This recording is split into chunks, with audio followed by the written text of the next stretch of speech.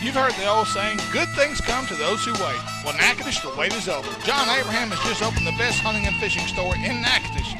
Cypress Knee Outdoors, located on Highway 6 west off I-49, has everything a hunter or fisherman could want. Top name brands Zoom, Santone, Pelican, V&M, and the new Uzo baits, as well as hunting brands like Primos, Duck Commander, Hoyt, and Federal. So don't drive to Shreveport Ellick anymore. Go see the guys at Cypress Knee Outdoors or call them at 238-HUNT. Too hot in the summer, too cold in the winter, and your heating and air conditioning system is burning holes in your paycheck? You need to call Luke at Guy Heating and Air.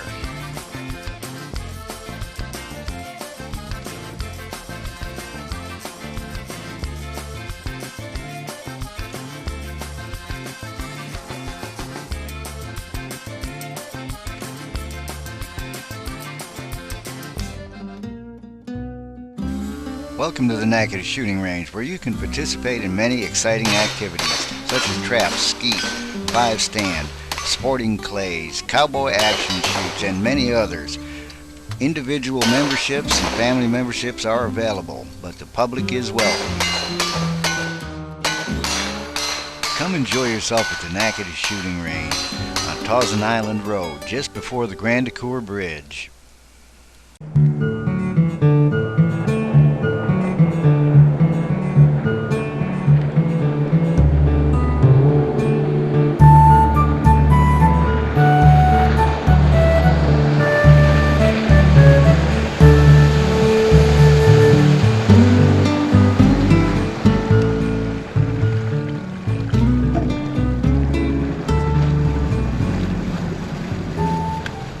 Folks, I'm Ranger Pro Staffer Steve Graff with the Hooking Up and Tracking Down radio show. Hello folks, Steve Graff with the Hooking Up and Tracking Down show. You know, we're here on Red River today, and over the next few weeks I'm going to try to bring you some tips about how to navigate the river and how to fish the river. A lot of people are still afraid of the Red River. There's no reason to be afraid of it, folks. If you understand how to run it, you understand how to fish it, it's probably one of the best fisheries in the country right now. Between Sam Rayburn, Toledo Bend, Red River, they're all in that same category. Hopefully after these tips I'm going to bring you, you will be able to come out on Red River, not be afraid of it, fish, catch you a mess of fish, enjoy yourself. It's a great place to take your family. And we'll talk more about it as the weeks go on. So stay tuned. We'll start out with our first Red River tip of the week. Folks, welcome back to the Hooking Up and Tracking Down tip of the week. Today we're going to talk about navigating the Red River. One of the first things I look for when getting on Red River is looking at the water level. Be observant. You know, that's where a lot of people get in trouble here on Red River, is they don't look and see what the water level is. These pools change almost every day. Some days they're pulled up, some days they're way high, some days they're down low, maybe a foot or two. That can dictate to me certain areas of the river that I can get into and certain areas I may have trouble getting into. So you got to be proceed with caution when you're on Red River. And again, just look around. You can even go to the internet and you can find Red River stages. It'll show you what the water levels are going to be. They predict each day how high the river will be in each pool. And you can also see future projections as to where it will be a week from now. So it kind of gives you an idea, if you're fishing, whether you're fishing tournaments or whether you're just pleasure fishing, what the river is going to be doing in the future. What you're seeing right now is one of the main river marker buoys. It's the green buoys. When you're going upriver, you're going to want the green buoys to be on your left. Now the first thing, again, when I talk about being observant on the river, the first thing I noticed when I actually hit the river today, it is high and there's a little more current than normal. It's a little faster than normal. Right now, that tells me they're either expecting water to come down from Oklahoma or they're just getting ready for some water that may be coming down the Red River. So they're starting to pass water through from one lock to the other. Now, what you're looking at right now, that is the end of a jetty, okay? These are rock jetties that are on the river. This is where people get in trouble. A lot of times they cut these corners too tight, but you see the marker buoy right there with the big green sign on it. You can't miss it. Folks, you want to make sure you go completely around, stay at least 15 to 20 yards off the end of the jetty, if not even more. I mean, right here, this particular cut is a pretty wide cut, but you want to stay and go around the jetty, and then once you get behind it, you can pretty much get back on plane and run. There's a pocket back up in here, and the back side of this jetty leads to another pocket or an oxbow that's off the river. But as you can see, the stuff that's floating by here, it's moving at a pretty good clip. So, and again, you want to be careful when you're on Red River. Now, to your right, up the river, what you see right now, you got the green buoy on the left, you got the red buoy on the right. Again, you always want the green buoys on the left, red buoys on your right when you're running up the river. Running north up the river, you want the reds on the right, greens on the left. The biggest mistake people make on Red River is they try to cut corners. They try to cut inside the buoy to save time. Some areas on the river, the buoys are a little tighter together and people will cut corners. That's where you get in trouble, folks. People try to cut the corners and save a little time running up the river, especially tournament guys that are in a hurry to get to the next fishing spot. There's all kind of debris. The river is constantly changing. With these high water periods that we've had over the last 2 years, the river has dropped sandbars, made sandbars bigger, made some smaller. It's dropped log jams in certain places. You don't know what's under those corners, but if you stay between the buoys, you're safe. You should never have a problem. The only thing you have to watch for on a day like today with the river being up is that there's a floating debris. You just want to keep an eye out on the river for anything floating coming to you. Just keep an eye out for it and you'll be fine.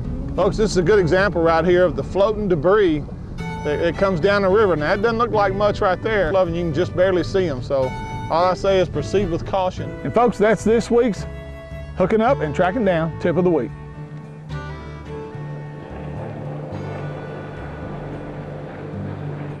Looking for a place to get away from it all? Look no further than Red River's Midway Marina in St. Maurice. Owners John and Kemp Nelson invite you to stop by for lunch or come in and rent one of several cabins for the weekend. RV hookups and a nice boat ramp that leads to some of the best skiing and fishing on Red River. Fully stocked bait and tackle store with gas pumps on and off the water. So book your next trip online, midwaymarinastmaurice.com or call 318-646-0097. Hello, I'm Troy Umbehagen. We at Nackers Nursing and Rehabilitation proudly support and watch TV 17's local programming. I'm not coming outside to give you the tickets. I'm not. Once I get my fat butt set down, I'm not walking back out to the door. Well, what we'll do is we'll have you come up here to the radio station to pick these tickets up. And I'll go home, get those tickets, and bring them back there. That'd be a good idea. That'd be a good idea. I wish I'd have thought about that before. Yeah. 2 winners. And Stevie, they are. Yes. Wait a second. What? We need a drum roll. Well, that's what he's doing. Okay. You can't hear that? You hear that? I thought it was thunder. I'm sorry. All right, real quick. Here we go. Let's see here. Janice Gonzalez Davidson. Way to go, Janice. Janice. Yeah. Good job, Janice. Good job. Thanks for sharing that. She wins 2 tickets. She wins 2 tickets. And also from Shreveport, Louisiana, Greg Austin. Congratulations to both of you. Greg Austin, Janice Gonzalez Davidson. Where is she from? I'm not sure. It didn't show where she was from. Sounds like out of town. She works at Bowie Cast Electric Cooperative. So I guess she's in Cass County. Yeah, she must be from Cass County. She has to drive over here and get the tickets. As a matter of fact, she lives in Linden, Texas. Okay. So, congratulations, Janice. Is that her? Yep. No, this is her up here. If that's her there, she's sitting beside me. Yeah, no, that's not her. Oh, okay. That's my sister. Congratulations to both of y'all. Yeah. She still has to sit beside me. That's just where the tickets are. Once again, I want to remind you, Mark Chaccio has got Southern Welding Supply. He is where, if you want to go see the Lazy Man deer stands that we were talking with Donnie about a few minutes ago, he's got them right there. He's at 3813 I Shed Road, Bossier City, 71111. He's got a Southern Welding Supply right there. You can go by and see him, or you can. I'll give you directions to where Steve's deer stand will be, and you go by there and just hunt it for him when he's not there, because he gets kind of lazy, and if it's too cold, he has every excuse in the world for not going to sit in a deer stand. Hey, tonight at the Riverview Hall on Cloud Parkway, 6:00. Quality Deer Management I forgot Banquet. about that. Yes. And we're going to get to see something new there. We visited with Fred something or another. Alford. Fred Alford is going to be there. And this is a local. He's in Benton. Okay, Benton. Yeah. That's out of town, but it's okay. He has invented a set of legs for your deer feeder. Right. Will attach your legs to almost any feeder. A real neat angle device. Raccoon cannot get up on your feeder. Right. Cannot get to the spinning mechanism. Right. Cannot get to the corn. He's got 1,000 and something videos of raccoons crawling up, and they reach this angle, and they cannot get to eat your corn, or those. Now they're going to try. You're going to have pictures of them trying, and they'll be able to eat whatever little bit gets on the ground. Yeah, it's got to fall on the ground, but they cannot get. And coons are very destructive. Oh. If they can get that little bitty monkey hand in there, they'll pull the wires and the stuff out and destroy the feeders. Little bitty monkey hand. Can't be a coon hand. It's a monkey hand. Well, also, I want to remind you the Todd Cash Memorial Shreveport Fire MDA Shootout, the 3D archery tournament. That's coming up this weekend, September 5, 6, and 7. Friday, it's from 10 to 8. Saturday, from daylight till 2. Sunday, from daylight till 2. They're doing this at Garland Scout Ranch on Highway 171 in Stonewall. Thousands of dollars worth of prizes given out. They've got professional shooters, traditional shooters, bow hunters, novice shooters, youth and children, all welcome. You can shoot either one or both days, only $20. Lunch will be sold, and all the proceeds go to the MDA. All right, guys, is there anything with dove season open this week? Is there anything we need to kind of tell our listeners and our viewers? Ask and inspect. Yeah. What things should we had a checklist a few weeks ago. Sure. Number one, make sure your plug's in your gun. Right. You got to have Make sure you got a license. First things first. Got to have a license. Right. What else we got to have, Mike? Got to have your thermocell.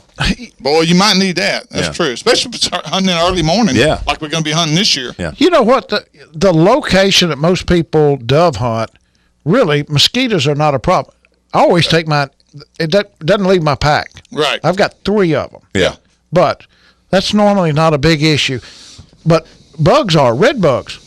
Take some spray. Yeah. And I'm going to give somebody a hint, right? Chiggers. Chiggers, oh, yeah. And I'm going to give you a hint. Somebody told me the other day they saw either a tree crew or a road crew or something. They were wearing knee-high rubber boots, the lacrosse rubber boots, and around the top of each boot, through the loop, they were looking at something. They finally recognized it. It was a flea collar, a dog's flea collar around the top of both boots. He went over there and asked them. They said, they last 6 months, no red bugs. Wow. Yes, sir. I would know. A flea collar for a dog around the top of your rubber boots, no chiggers. Never would have thought of that in a million years. That's a great idea. It is. It was really I neat. love that. What a tip of the week. Yeah. I could be one of your tips of the week, Mike. It just was. Yeah, I know. Oh, speaking of that, when's the first one? Is that tomorrow night? That's tomorrow night at KMSS. Matter of fact, Mike will be. Last week. You missed it. No, it wasn't on. Oh. No, You it got wasn't on. preempted. No, I Obama talked had to to Jim. give a speech. We were supposed to be last week, but it turns out this week is our first one. So on KMSS Fox 33 this I week, got Mike beat out by that idiot. will be doing a tip on dove hunting and how to take care of your dog when you take your dog to the field to retrieve some birds. And it's a great tip and well done. And we want to thank Jim Dull.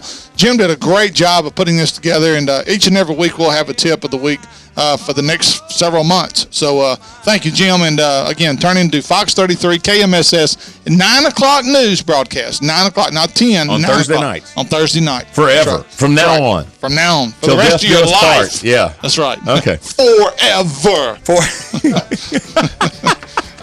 Looking up and tracking down 11:30. The Tiger.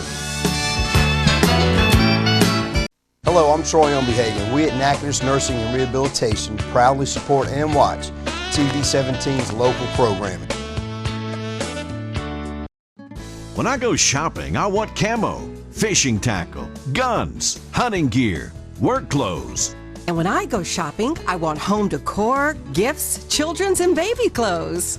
Fortunately, we can both get exactly what we need at the same place, Nichols. All the name brands you can find in the big city without driving to the big city and paying big city prices. Nichols, keeping folks happy since 1914.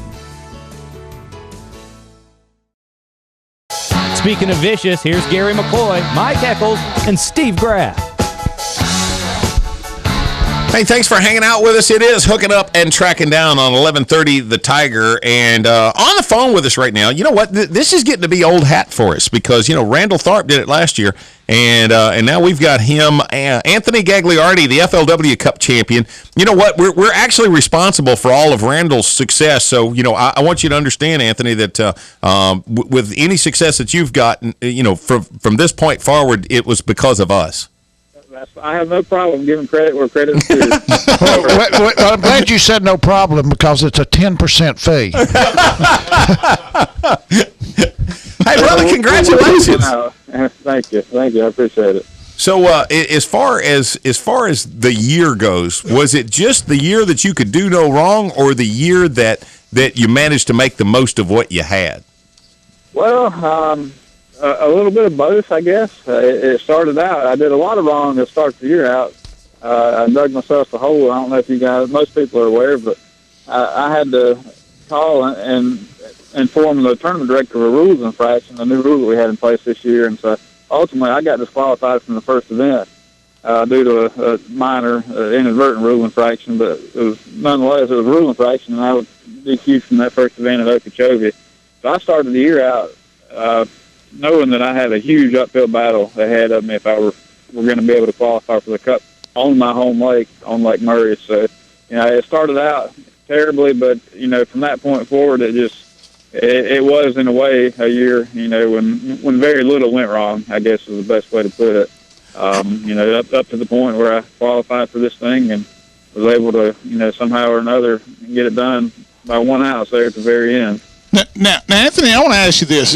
Let's compare the FLW Cup Championship to the Bassmaster Classic in terms of times of the year. Which would you prefer? Late, early spring, late winter, like the Classic, or do you like it when it's held in August? I think I can see the argument for both ways.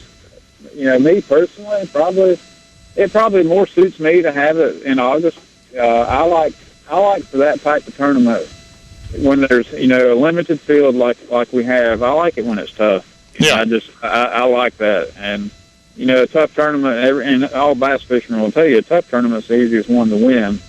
So I think I would rather have it that way than have a slugfest, which would quite be the case. Even if we'd have had that tournament on Lake Murray at the end of February, it would have been a slugfest, and there would have been some monster bags with it, and that would be fun to be a part of. Don't get me wrong, but I just like the fact that we have ours in the summertime, and I guess I'm a little biased now that I won one of them, but I just think that it makes for a good tournament.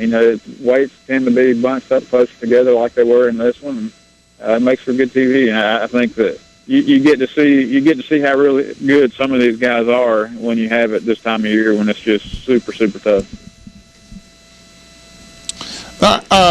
Also looking here, I'm looking at over your 11. So basically, you've been doing this for how many years? 15 years. Yeah, this is probably my 15th year. I think. Yeah, it's been a long time. You got 11 Cup appearances, which is outstanding. Top 20 finishes. Top 20 finishes you've had. Top 10s. You've had 21 top 10s. Let's see here. Career wins 6, and out of 170 events. Over $1.8 million in winnings. Anthony, again, you've had a tremendous career to this point. What's left for you now? You've won the Cup. I know you want to win it again, right? Has there been a repeat winner of the Cup yet? No. That's one of the storylines that we had. That they were kind of drawing on during this event was this going to be the first year that we had a repeat winner. So now at least I'll get to be included in that discussion when we go out to Lake Ouachita next year. So I guess as of right now, that would be the next thing on my bucket list, was to try to at least be one of the repeat winners, if not the first one. That's my goal now. Do you attribute that to the fact that it's in August and it's always usually such a tough time of year to fish that anybody can really win it? It could be. That's part of it. And I think that, a lot of it gets attributed to the fact that the FLW field is just staggeringly talented. And I think that plays a big part of it, too. You got guys that keep getting better. Like your Andy Morgans and Tharps. They just get better and better. But each year it seems like we had 2 or 3 new faces that just jump on the scene and just, take the tour by storm. And it's just, there's so much talent, I think, in our fields, and that's one of the reasons why it's been hard, why you've not seen a duplicate winner. As the tournament rolls out, I mean, and things are starting to set up for a particular technique to actually excel in that particular tournament, that body of water, that time of the year. When it's Anthony Gagliardi's time, what's that technique going to be? I mean, this is the one. It's like, this is my tournament. Well, it was this one, and it was kind of. I always thought that if I were going to be able to win, one of these things in the summertime, in any one of these summer events, that it would have to be, some type of schooling fish, schooling activity, which kind of includes or encompasses suspended fish, and that's how I caught most of the fish that I ended up, doing well with in this tournament was, either targeting schoolers or I was targeting actual suspended fish, and that's just it's something that. It's hard, it's hard to find that, especially on a body of water that if you're not real familiar with. So I knew I had an advantage, from that standpoint, coming into this thing. If that type of bite, panned out, that was going to be my best chance to come away with the victories if I could make, if I could utilize that pattern, which is what happened. Hey, Anthony, not to rub salt in a wound, but I'm curious. You talked about a DQ on Okeechobee, and I'm not familiar with that. What was that over? Okay, there's a new rule in place this year. The states you can't be on the water with somebody within 30 days. There's a 30-day period, before practice starts, and you can't be on the water in the boat with somebody that's not in our event. It's not a no information rule. You can still gather information or talk to somebody or whatever, but they just couldn't be in your boat. And what happened was that I was fishing that Rayovac event down there, which it was about a month before our tour event. And my friend from South Carolina who lives on Lake Santee Cooper, he was fishing that event as a co-angler. So he rode with me. He traveled with me, shared expenses. And he practiced with me the first day of practice for that Rayovac. And it just so happened it was 2 days after the cutoff where I wasn't supposed to have somebody in my boat that wasn't in the FLW Tour event. And I knew about the rule, and that's the crazy thing. I knew we had that new rule. I just didn't pay close enough attention to the actual dates. I thought that Rayovac actually fell outside the whole window, and so I never sat down and looked at the calendar to make sure, and it was just an oversight on my part. A costly one, but it was just... You bet it is. Is that extended to your immediate family? Let's say that you went there to practice. You're in that 30-day window, and you've got your little boy that wants to go riding with Daddy. He could fish. He could fish. My father practiced with me. And anybody in your immediate family. Then there's a couple different exclusions in that rule. A sponsor, if they're approved, can go. Somebody who's under 18, if they're approved through the tournament director, can go. So I mean, it's not. There's a lot of different people that you potentially could fish with, but the guy I fished with didn't fall in any of those categories. Although he knew nothing about Lake Okeechobee. I mean, it's not like he didn't help me there, and wasn't like he could help me. You didn't bring in a ringer on the deal. Okay, now one of the things that's new this coming year, well, actually over the last couple of years in the Bassmasters Classic, is the collegiate angler who's getting to participate in that. Do you think the FLW will follow suit and eventually come up with some way to bring in the youngsters and try to continue to reap these the benefits of the youth that are starting to enter into the sport? Yeah, well, we do. We do that. We do that now, actually. Yeah. And if I'm not, don't quote me on this. Of course, it's hard not to be quoted on the radio, but I thought that it was somebody from the University of Minnesota. Okay. That was in our event here, and I'm not sure the exact means of qualification. But yeah, I think we do that already, and I think that's a good thing. I mean, I think the college, the college fishing in general is a great thing for the sport. And I wish that we'd have had it back when I was in school at Clemson. I'd have loved to have taken part in that. Of course, who knows? I might not have graduated if I'd have been able to pass it. Yeah, I don't think I'd been going to class. A lot of homework on that one. Yeah. Hey, again, folks, we got Anthony Gagliardi. He is the FLW 2014 FLW Cup champion. Anthony, has there ever been a tournament as close as this one? Just for those of you that don't know, Anthony won it with 51.2. Scott Canterbury was 51.1. Brent Ehler was right behind him at 50.11. guys, it don't get no tighter. That's than that. what 6 ounce, 8 6 ounces? ounces, yeah. 8 ounce separate from first to third. Wow. Dude, that's just I think incredible. it was 11 ounces to fifth, if I'm not mistaken. Wow. Yeah, you're right. 50.7. You're exactly right. Do you sweat bullets or what Oh, my while that's gosh. going on? I didn't have enough hydration in me to sweat anything, but I would have been sweating something for sure. I mean, we're talking drops of water. Hey. I mean, you know, that's incredible. And again, our hats off to you. Congratulations on a huge win. Another question I got for you. You know, still FLW Tour. I fished as a co-angler in 04, 05 on the FLW Tour. Most fun I've ever had fishing, by the way. And I'm thinking about doing it again just because I enjoyed it so much.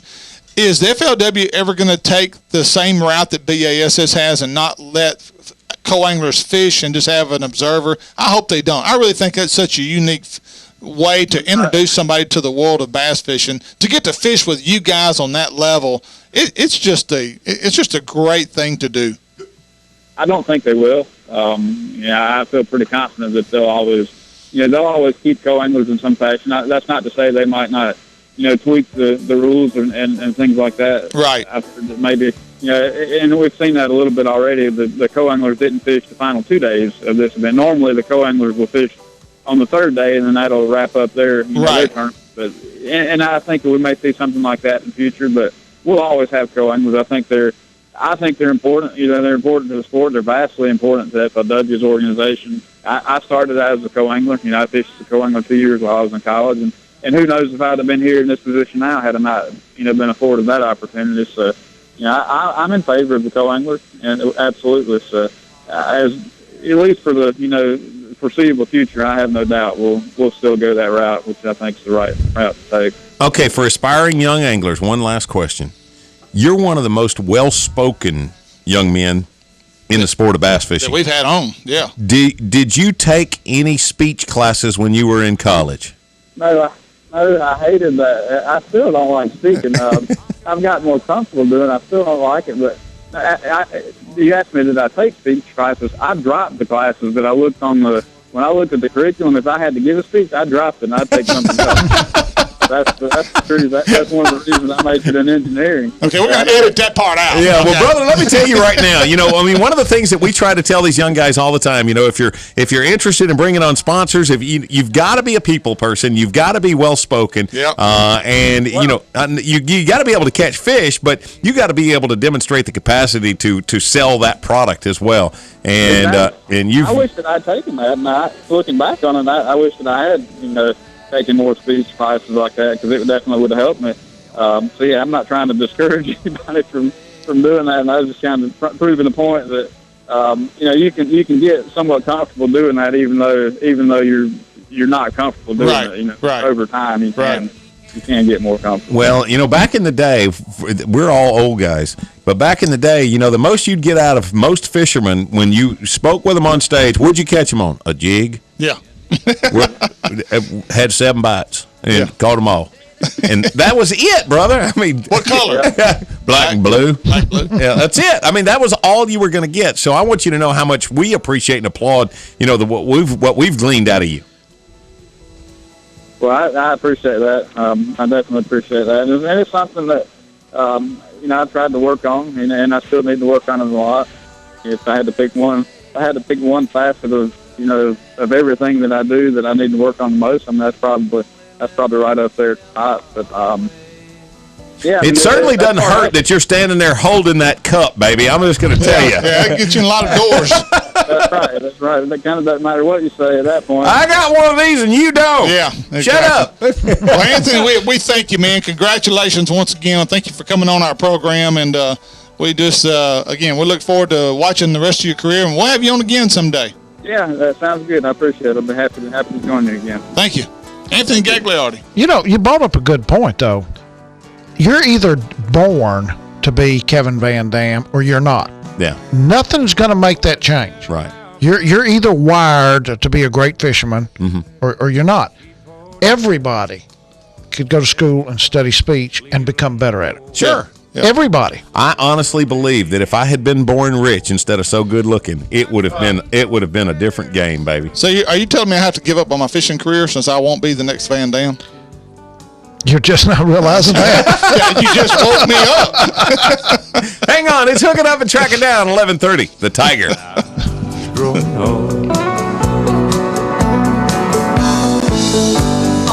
The American Legion honors our newest generation of warriors and veterans.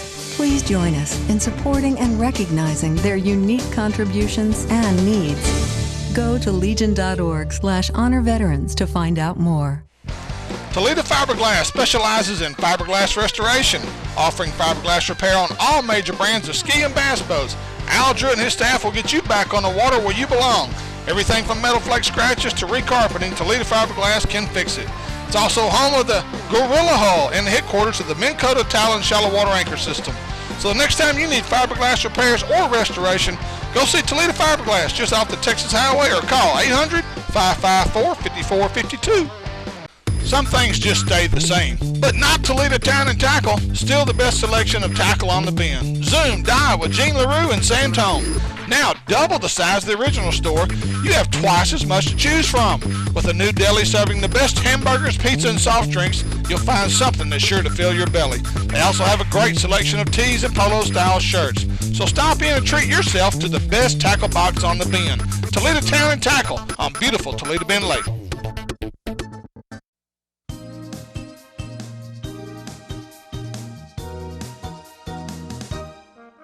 Rick Terrell here for Terrell Brothers Furniture in Natchez, where we've got 7-piece living room groups as low as $5.99. You heard right, 7-piece living room groups as low as $5.99. And we've got over 20 groups to choose from. So before you buy living room furniture anywhere, come to Terrell Brothers Furniture, 310 Texas Street in Natchitoches.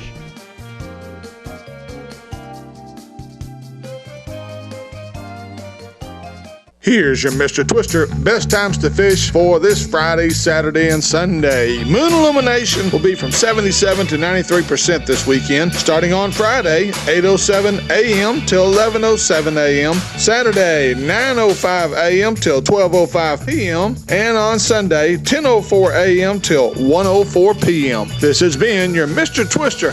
Best times to fish. Catch more fish more often. This is 11:30 The Tiger, and you're hooking up and tracking down. This segment presented by Natchitoches Ford Lincoln, the Shreveport Sports Commission, and Gamakatsu Hooks, the best hooks you'll ever use. Now back to the boys who one day hope to not have to ask their wives for permission to go hunting or fishing. Steve, Gary, and Mike. I don't ask my wife now. I call Paul Davis. Hey, brother, can I go? Yeah. And he tells me every time, hey, have you planted? Yeah. If you've planted, you can go. Yeah. You on the phone, Paul? I'm here. How you old man doing? We're doing good, Mr. Paul. How you doing today? I'm doing good. Paul Davis from Paul's Farm and Garden. Of course, One of our sponsors. Yeah, let me tell you right now, the big thing that you had over there, 3 weeks ago now? Yes, sir. I believe that was it. You, from what I heard, and I wanted to so bad to be there, I had another commitment, but you knocked it over the center field fence from what everybody said. Yeah. Well, I think we did. I want to thank everybody for coming out. If anybody's listening, and let them know that if they, we forgot to tell them that night, but everybody filled out a card, and when they come in to buy their seats, tell us that they've got a card here, and they're going to get a discount on what they buy. How about that? Well, I filled out a card, and I didn't get a discount. He knows you. No, that's not true. Coke in here, they'll give you a discount on it. That's it. Actually, I did. I went up there and bought all my stuff Thursday or Friday for my food plot. Yeah. Didn't cost. I had the quantities too high. Yeah. For how big it was, and Paul was, no, you don't need that much. Yeah, Paul's great about that. He'll take that calculator. How much you planting? Yeah. I mean, I actually wound up buying less than what I thought. What I would have if he'd just taken the order. Yeah. Right. Paul, do you still have? At one point, you had a fertilizer that also contained some lime, and it was perfect. Now it wasn't one of the long lasting limes. But it would actually help the pH of the ground pretty quickly. Do you still carry that? You bet. It's a 6-18-18, and all these fertilizers have filler in them because on this one it's 6% nitrogen, 18% phosphorus, and 18% potash. Well, that other 58% has to be something. Well, on this one it uses lime as the filler. Don't have a price list in front of me right now, but I think it's right around $10 for a 40-pound bag. I'm telling you, that's the greatest stuff that ever was because the studies that I've done, it really doesn't matter the amount of fertilizer you put out there. If you don't get the pH right, the plant's not going to get those nutrients. So the quicker you can get that pH anywhere up over that 6.5 mark, 6.5 up to 7, as quickly as you can get it to a neutral value, that's when you're really going to see, those plants. And I've seen the proof of deer walk through one patch that maybe was really acidic, maybe a 5.4, 5.6, walk through that patch to get to another one that was up to around 6.5. And a lot of times it just won't grow. Yeah. I mean, when you're in an area there where you've got a lot of pine trees or oak trees, they're bad about making the soil acidic. And so, it's just not going to grow in some of those cases. Yeah. All right. One of the things that I wanted to talk to you about, I got a really good friend who is, he's pretty well studied in the eating habits of the whitetail.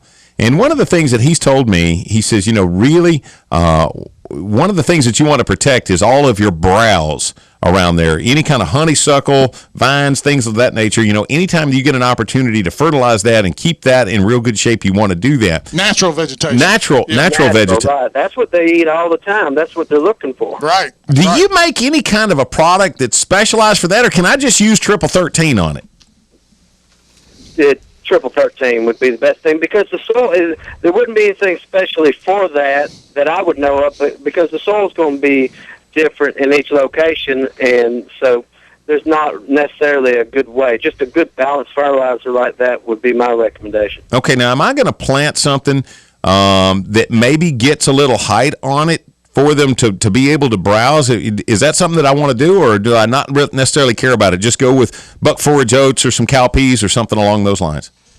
Well, I think either one. I can't say one's right or wrong. Best thing is plant what they'll eat, because some places, I mean, it's hard to explain what we hear from so many different people, but some people hunting in one area swear they won't touch this thing or that thing, but they'll tear this up, and opposite somewhere else. So just determining what they like to eat in that area is what I would plant. So if you were planting a new place, say you had 100 acres with 4 or 5 food plots, would you have each plot a different one just to kind of see which one they like the best? I mean, I would. I mean, I'd probably plant something like wheat's really economical in a large area like that. But yeah, I'd put some different spots, or I'd put some different things in different spots and see what they're liking. I see a lot of guys who will plant different stuff, in each of those in the fields. plots. Oh, in the like field. if they've got a half acre, they might plant, a third of it in oats, a third of it in cowpeas, and they might throw in the other third some clover and turnips. Yeah. Now, what about clover, Paul? Is clover pretty popular? Some of those things are going to thrive better under different weather conditions. Sure. Yeah. So some of those things are going to be better later. And what was that, Mike, about the clover? No, this is Steve. I'm asking, can you go wrong with clover? No. Okay. I don't think so. I wouldn't have thought so either. And what's more, your clover's going to come back in the spring, and you're going to have a lot of spring grazing from that, too. Oh, okay. Hey, Paul, tell us about your new fertilizer. You have a liquid fertilizer that instead of putting it on the ground and some of it going into the ground, some of it going into the plant, this is a liquid that you spray the plant after it grows up to where it's like giving an emergent? Well, it's like an IV direct shot to the plant. Wow. You bet. My brother's been using some on his hay fields. They make all different formulations for it and having great luck this summer with it. But you're not dependent on getting a rain. You just mix it up with water and spray it on. It gets absorbed through the leaf. And this particular one also is soil active, too. So what doesn't go on the leaf, you actually get some benefit from it being absorbed in the soil, whereas some others... And what's it called, Paul? I'm sorry, say again? What's the name of it? Royal Grow. Royal Grow. Okay. Is the main one we're selling, yes, sir. Cool. Is that a lot more pricey or a little more pricey than just bagged fertilizer? It's actually cheaper per acre than bagged fertilizer. I'm sorry, I don't have the numbers in front of me right now, guys, but I want to say it's going to be about 50% or 2/3 the cost than bagged fertilizer. Wow. Provided you're doing it right. Yeah. Because what happens a lot of times, like on bagged fertilizer, and nothing in the world wrong with that, but so many people don't put enough. I mean, you need to be putting 300 pounds per acre as a minimum just to get a good coverage on your soil. So if you're talking about 300 pounds of triple 13 per acre, that's $75, $80, $70 to $80 an acre. You can put this liquid out, I want to say, for about $50 an acre. Wow. Sign me up. Hey, Paul, we picked up a new sponsor, Lazy Man Deer Stands, and he's looking for a distributor in our area. In case you want to have box stands up there at the store, let us know. We'll hook you up with Donnie Carmichael. Yeah, he's out of Cabot, Arkansas. Okay. And we've got 3 that we have purchased, and I tell you, I'm impressed. It takes a lot to impress me, so I'm impressed. Paul, anything new this year that we need to know about? New products, any of the new mixes? You've got all the major brands, but anything specific? One thing new we started carrying in the spring is going over real good. This is Deer 365. It's a meal made by a man up in Arkansas, and it's coons won't eat it, which I know that's a big deal. You just pour it out on the ground. It's better if you got like a little trough or something, you can put it in. But they say the deer really love it. So it's a pelletized feed? No, it's more like a meal. Okay, if you've ever had cow, like rice bran or something? Meal. Sure. Yeah. Like old cottonseed meal. Dude, I'm going to tell you. Right. We've had good luck with that. I'm trying to think of what else is new. There's always 1 or 2 new things, and I guess I wasn't prepared for this call. Now, Paul, I want to know something. Well, I only told you about 4 days ago.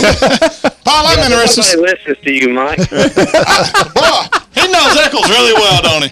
Hey, I'm interested in something for human consumption. Do you have any of the tomato plants that are good for fall tomatoes? We do. Running out of time, though. That's my question. Is it too late for me to plant? Is it too late for me to plant those?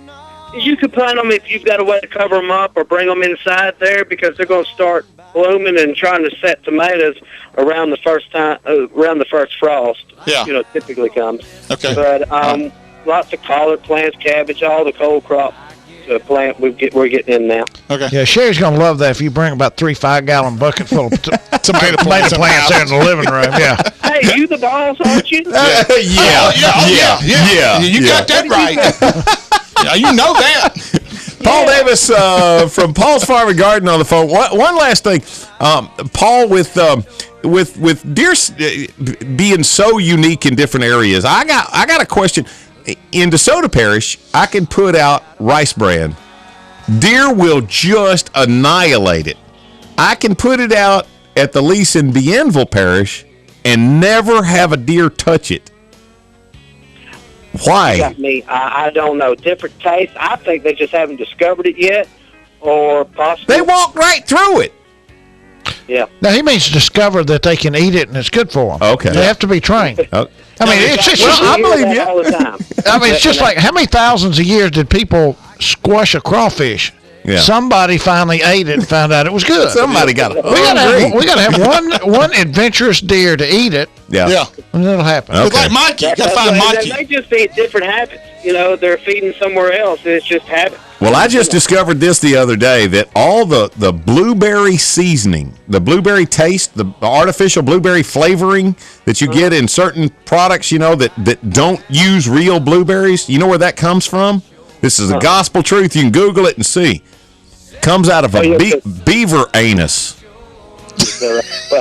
I want to know who looked at that and said, I don't believe anything I read on there. who looked at that and said, I'm going to eat that. Dang, it tastes like blueberries. I want to know why you're Googling beaver anus. Yeah, thank you. Thank you, Paul. And on that, we're going to let Paul go. There's a website. Thank you, Paul. Appreciate you, man. Thank you.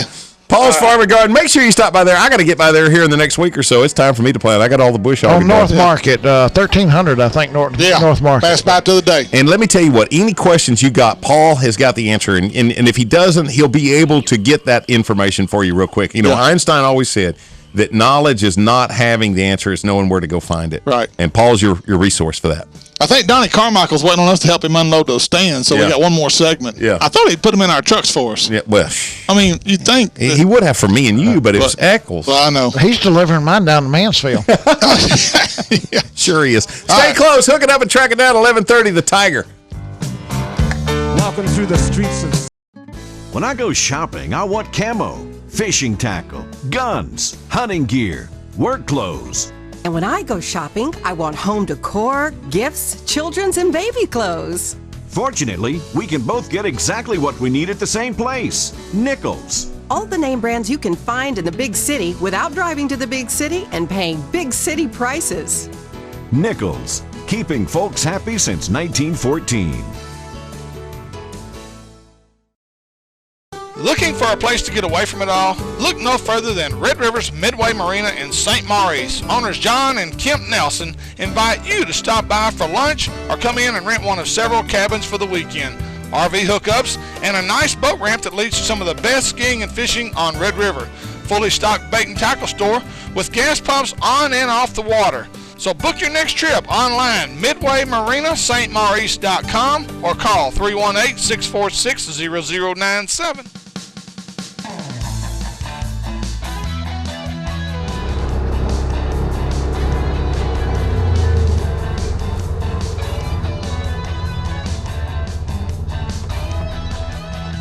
Hello everybody, Ranger Pro Staffer Steve Graff with the Hooking Up and Tracking Down show. Folks, there's nothing I love more than my Rhino. I've had three-wheelers, I've had four-wheelers, but if you want the best of the best, you need to get you a Rhino 700 from Honda Yamaha Village right here in Natchitoches. My Rhino does more than take me to and from the deer stand. It is a great utility vehicle around your house. You can use it for all kinds of stuff, including yard work. I've got it loaded down right here. But one of the best features of the Rhino, it's got a dump bed right in the back of it. So go see the guys at Honda Yamaha Village of Natchitoches, Chip, Layton, and the gang over there, and let them show you the new Yamaha 700 series from Honda Yamaha Village right here in Natchitoches. Legendary quality. At Ranger, it's an unparalleled commitment to incredible strength. With the industry's only full-truted transom, we don't rely on the upper deck to support the transom and motor. It's a difference so strong, we sliced off this rear deck to show its independence from the transom. From total performance to your peace of mind. Cut open the whole story at rangerstrong.com. Let's go eat at Honda's Steakhouse and Sushi Bar. They have all of our old favorites, or we could get something a little more exotic, like the Hibachi Grill, conveniently located at 814 Kaiser Avenue.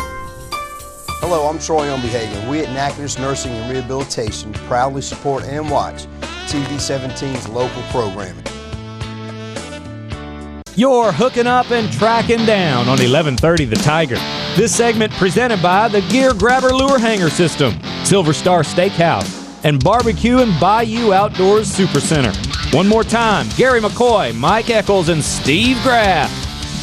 And welcome back to the final segment, Hooking Up and Tracking Down. Folks, it's that time of year. Time to head to Natchitoches Power Sports, and check out the latest and greatest in ATVs. Now carrying the Arctic Cat, Honda, and the newest sport utility from Yamaha, the Viking. So make that short drive to Natchitoches. Let Leighton Palmer show you the ATV that's right for you.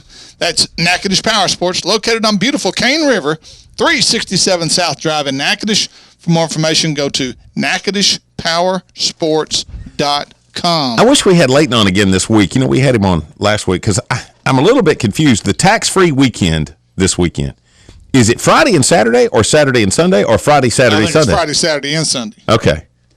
I understand. Because Leighton was explaining to us, they're kicking in a little something extra because really it's only a state tax-free weekend, but they're at Natchitoches Power Sports. He's not making you pay any tax. Yeah, the federal tax and everything's included. Yeah. Yeah. I mean, he kicked in the rest himself. Yep. And again, they got a great selection. Drove by the other day, and they've got a great selection of units to choose from. So now's the time. If you're looking to buy, now's the time to buy. And save a lot of money. What you can do is you can run by there today. You pick out the one that you want. Put it on layaway or whatever. And then just stop by and pick up the get it delivered to you this weekend, and you're done. I want to remind everybody tonight, the 6 o'clock Riverview Hall on Clyde Fenton Parkway, the QDMA Quality Deer Management Banquet will kick off at 6 o'clock this evening. And I want to congratulate Greg Austin for winning 2 tickets to the Outdoor Extravaganza Saturday night with Phil and Alan Robinson, and also Janice Davidson won 2 tickets. And the first 4 rows right beside me and bunch of hoo-yahs I'm bringing. Boy, that's going to be a great show, though. It is. I'm excited about yeah. it. You know, the Trophies of Grace, the largest collection of Boone and Crockett and Pope and Young deer heads in the world. Yeah. That's going to be part of it. You know, they're going to have bands. It's going to be a good night. $70,000 at last count. $70,000 worth of door prizes. That's just show up money. That's not bags of worms and hooks. No, we're talking I major think they've got giveaways. like ATVs and stuff. They've got 2 side-by-sides and a 4-wheeler. Yeah. Wow. That's going to be the 3 grand prizes. Wow. Plus probably some grills and stuff like that, I bet you. You know. I'll bet there's going to be some Duck Commander duck calls too, what do you think? Yeah, probably so. I'm thinking so. Also, something else I wanted to mention. The Bayou Outdoor Supercenter, Kiss Country 93.7 Fishing Mission 2-man team bass tournament in conjunction with the Greenwood Pioneer Heritage Festival. It's coming up September the 20th. $1,000 guaranteed first prize, dependent upon having 20 entrants in that. Which, Mike, you're not going to have any problem getting 20. I mean, you probably already got 20 now. But probably do. Yeah. Yeah. But it's a team event, right? It is a team event. The coolest part about this, and I don't know that I've ever been part of a tournament like this, you can fish any lake that is a public accessible lake in Louisiana or Texas. You just got to stop fishing by 2 and be in the weigh-in line at the Greenwood Town Park by 4.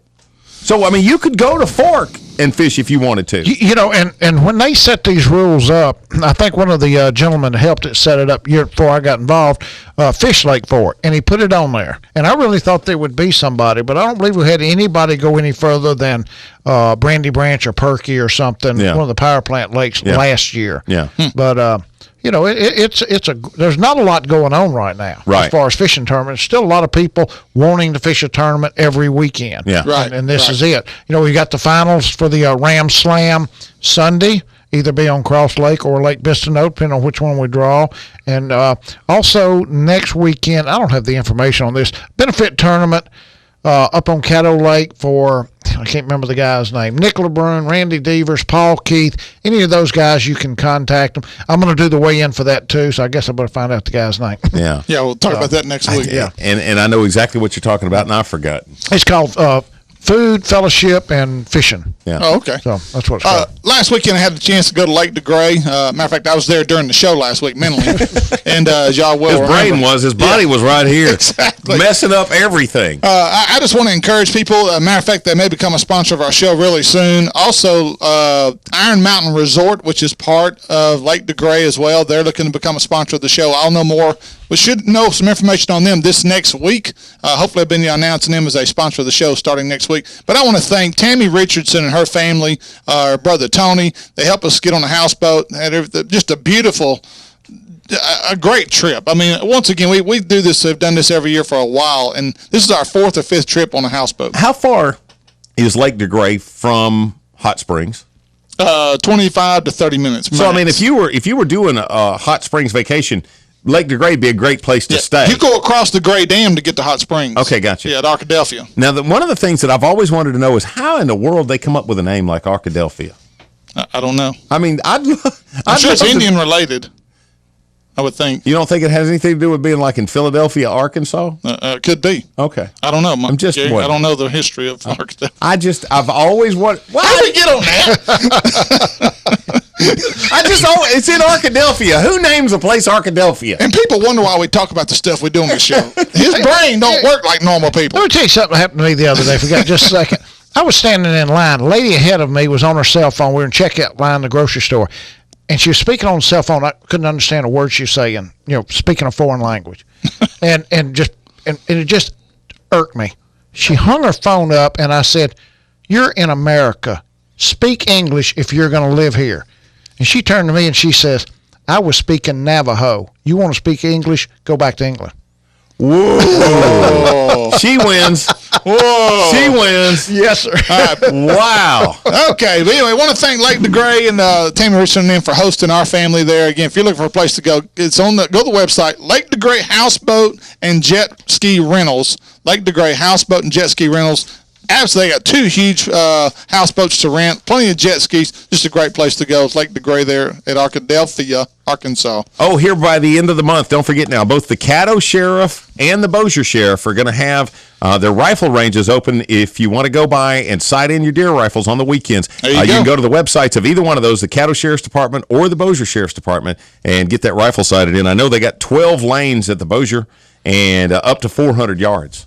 Right. I can't see that far. Absolutely free. Also, I got a 12-gauge Benelli for sale, Vinci. Anybody looking for one, $1,200? I want it. Got all the chokes and everything, so if you're looking for one, call me. All right, final word. After a great Labor Day weekend, houseboating on Lake DeGray in Arkansas, it was just a reminder of what family is all about. Spending time with everyone from grandparents to 1-year-old nephews is what being in the great outdoors is truly all about. From tubing to fishing to sitting around the fire pit and telling stories, some true, but most were made up. Either way, memories were made and a fun time was had by all. Every year for the past 6 years, we have made this trip to Arkansas, and we are looking forward to more adventures again next year. Folks, stay safe. May God bless until we meet again with more Hooking Up and Tracking Down.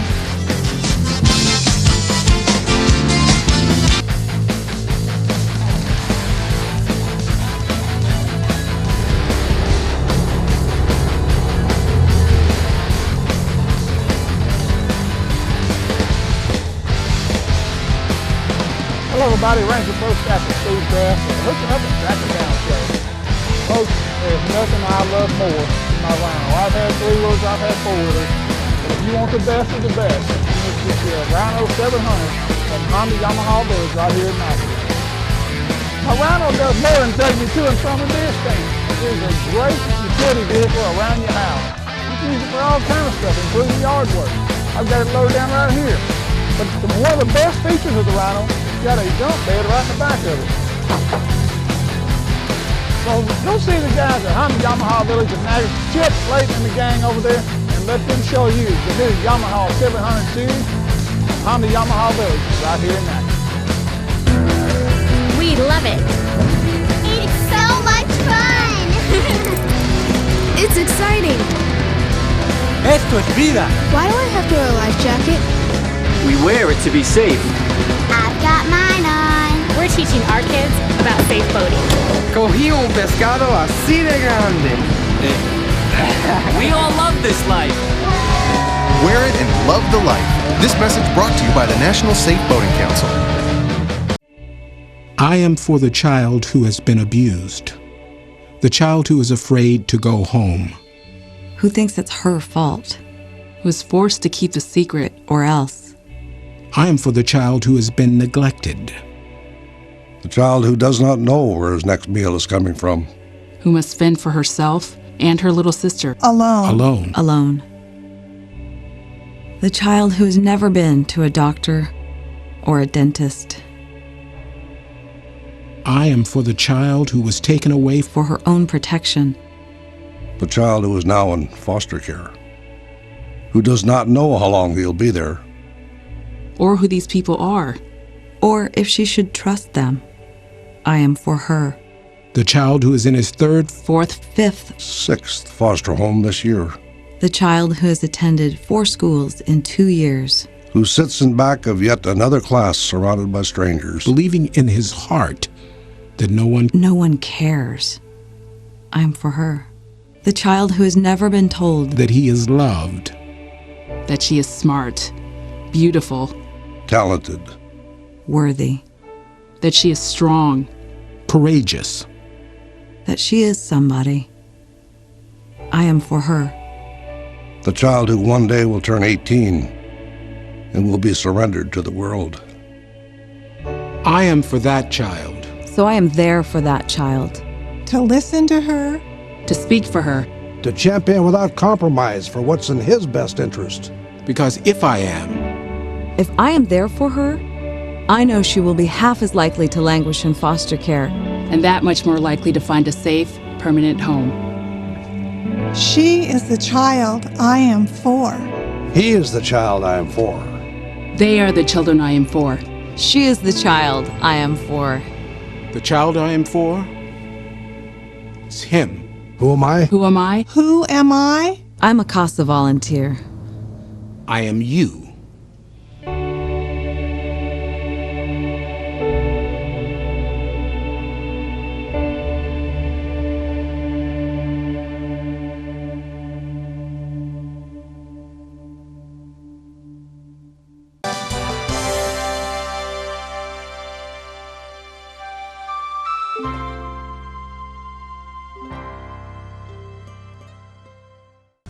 You're watching KNTS Digital 19 in Natchitoches, Louisiana.